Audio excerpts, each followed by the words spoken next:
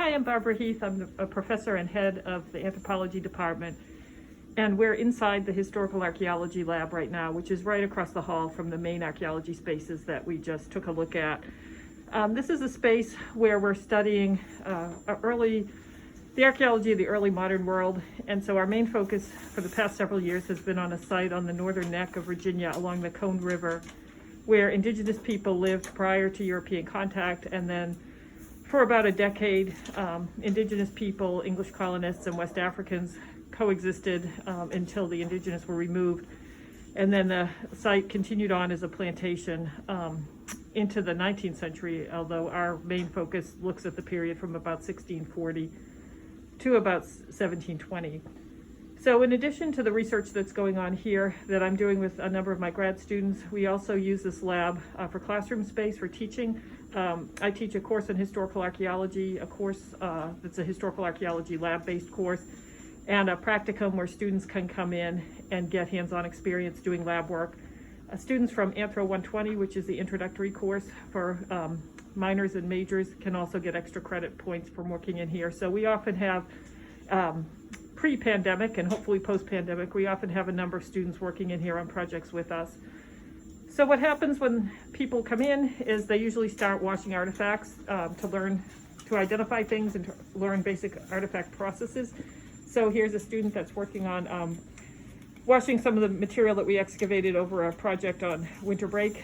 Artifacts are put in a drying rack and they dry, and then they're bagged up and await identification and cataloging. We've also been collecting a number of sediment samples from Cone Hall, and a number of students have been working on sorting and processing and sorting those samples. We have some workstations out here where we start working on cataloging materials, and then other kinds of analysis go on out here as well.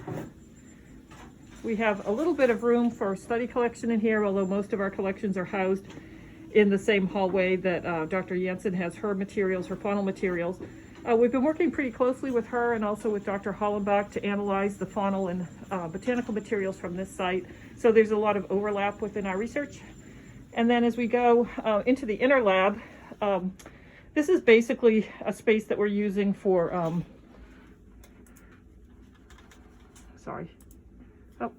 for cataloging and our GIS workstation. I was going to show you one of our GIS maps, but the computer's gone to sleep, so we'll just skip that. But in any event, this is the space where we also keep a lot of our field records, and there's a small sink here for washing as well. So sort of a multi-purpose, but mostly technology space. And then in the back here, we have compact shelving where our collections are being stored right now while we work on cataloging and analyzing them. We have about 70 boxes of 1/4 inch or larger material from Cone Hall, and then about another 150 or 160 boxes of water screen and flotation material. So in addition to informing us about the particular group of sites that we're looking at, these are also contributing to a larger study of the Chesapeake, looking at early colonial interactions with the landscape and early colonial plant use. And this is funded by a grant that Dr. Hollenbach and I are working on. So Cone Hall is one of about 18 sites that's contributing to that research.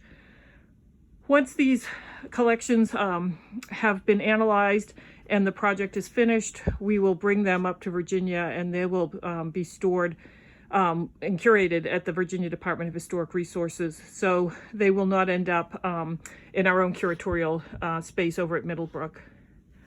All right, thank you very much.